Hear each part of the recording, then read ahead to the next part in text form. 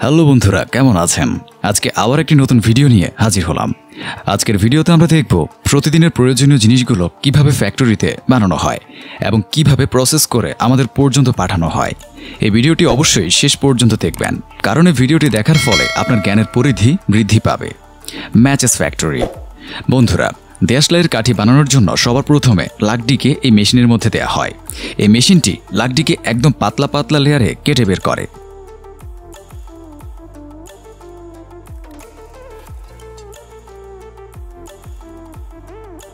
পাতলা পাতলা লেয়ার বের করার পর সবগুলো লেয়ারকে একটার উপর একটা রেখে অন্য একটি মেশিনের মধ্যে দেওয়া হয়। এখানে মেশিন দেশলাইয়ের কাঠি আকারে কাটিং করে দেয়।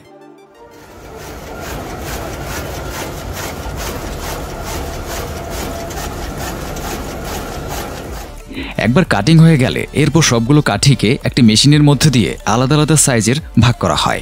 এরপর একে একবার ক্লিনিং ও কার্বনাইজেশন প্রক্রিয়ার ভেতর থেকে নেওয়া হয়। এরপরে কাঠিগুলো পুরোপুরি পরিষ্কার হয়ে যায়।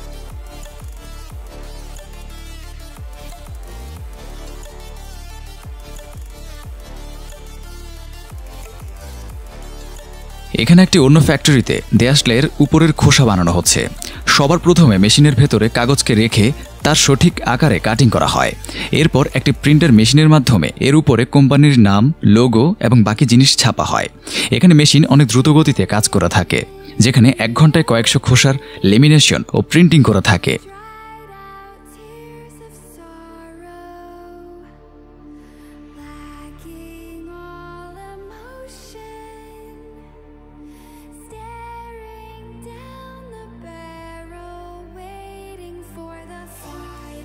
এখানে একটি অন্য ফ্যাক্টরিতে দেশলাইয়ের ভেতরের খোসাগুলো বানানো হচ্ছে।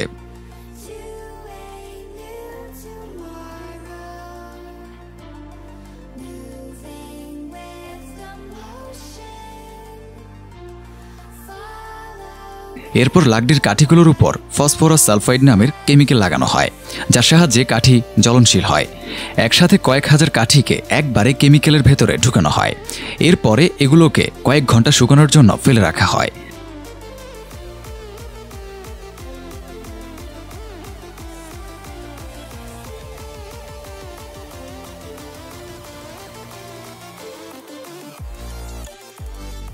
একবার কাঠিগুলো শুকিয়ে গেলে পরে একে আলাদা আলাদা বক্সে প্যাকিং করার জন্য সামনের দিকে পাঠিয়ে দেওয়া হয়। এখানে একটি অটোমেটিক মেশিন কাঠিকে বক্সে প্যাকিং করে দেয়।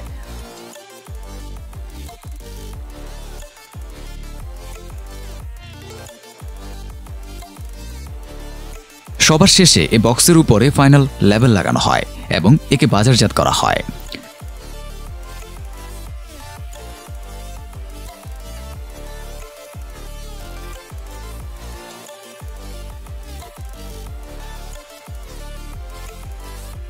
Tennis ball factory. বন্ধুরা, টেনিস বল বানানোর জন্য সবার প্রথমে কাঁচা রাবারকে রুলিং সিস্টেমের মাধ্যমে ভালো করে পিষা হয়, যার ফলে এই মেশিনের মধ্যে কাঁচা রাবারকে দেয়াই এই মেশিন রাবারের পাতলা পাতলা শীট বের করে দেয়। এরপর এখানে একজন কর্মচারী তার ছোট ছোট টুকরা করে একে প্রেসার মেশিনের মধ্যে দিচ্ছে।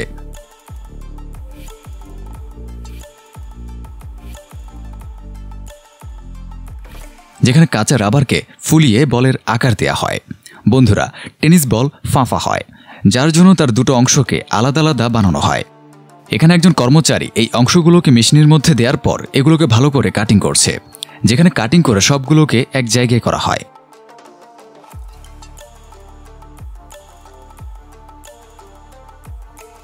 এবং জোড়া লাগিয়ে বলের আকার দেয়া হয়। এই মেশিনে একবারে কয়েকশো বল বানানো যায়।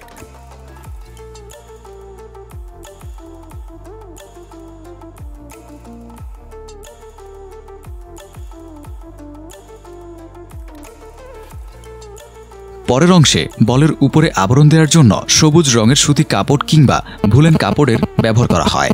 বলের উপর ডিজাইন দেওয়ার জন্য সবার প্রথমে এটি একটি নির্দিষ্ট আকারে কাটা হয়।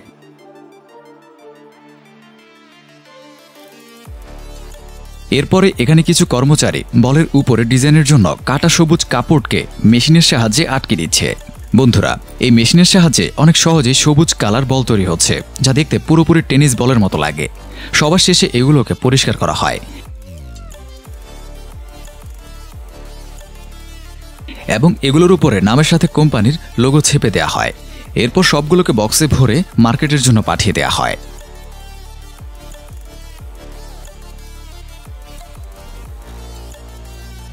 গ্লাস বোতল ফ্যাক্টরি। বন্ধুরা, কাচের বোতল বানানোর জন্য সবার প্রথমে সিলিকন ডাইঅক্সাইডের ব্যবহার করা হয়। ওভেনে এই সিলিকন ডাইঅক্সাইডকে 1000 ডিগ্রি পর্যন্ত গরম করে একে গলানো হয়, যার পরে এটা লাভার মতো দেখতে হয়। কাচের বোতল বানানোর জন্য লাভারকে কেটে আলাদা আলাদা মেশিনের মধ্যে দেয়া হয়। প্রতিটি মেশিনের মধ্যে একবারে 2টা লাভার ফোঁটা ফেলা হয়।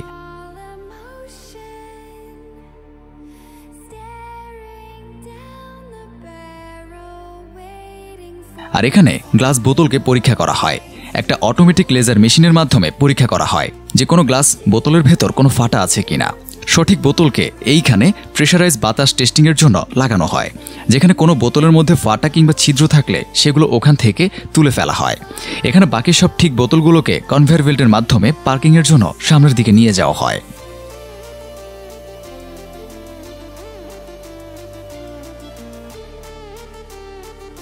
LPG cylinder factory.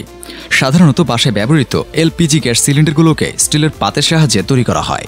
স্টিলের মোটা পাত ব্যবহার করে একটি এলপিজি সিলিন্ডার বানানো হয়। এই হাইড্রোলিকের ভেতরে স্টিলের একটি গোল প্লেট দিয়ে সিলিন্ডারকে আকার দেওয়া হচ্ছে। এলপিজি গ্যাস সিলিন্ডার অনেক মজবুত হওয়া দরকার, যার জন্য একে 2 থেকে 3 ধাপে তৈরি করা হয়। এই হাইড্রোলিকের ভেতরে সিলিন্ডারের উপরের এবং নিচের অংশকে বানানো হচ্ছে। এরপর এখানে সিলিন্ডারের উপরের একটি গোলাকার অংশ কাটা হয়, যেখানে রেগুলেটরকে লাগানো হয়। এরপর আরও একটি মেশিনের সাহায্যে রেগুলেটরকে লাগানোর জন্য উপরের অংশকে ওয়্যারলিং করে দেওয়া হয়। এরপর সিলিন্ডারের বাকি অংশগুলো সেখানে নিয়ে গিয়ে জুড়ে দেওয়া হয়। এখন সিলিন্ডার তৈরির মেইন কাজে আসি।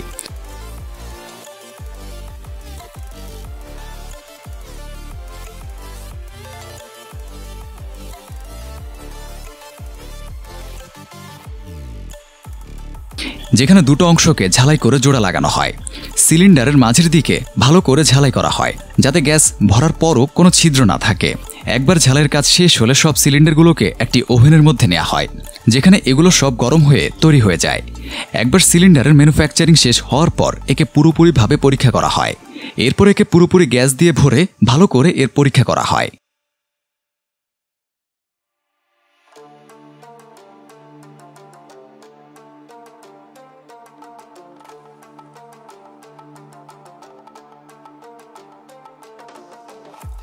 এরপরই এলপিজি সিলিন্ডারগুলোকে রং করে পাঠিয়ে দেওয়া হয়। আশা করি আজকের এই ভিডিওটি ভালো লেগেছে।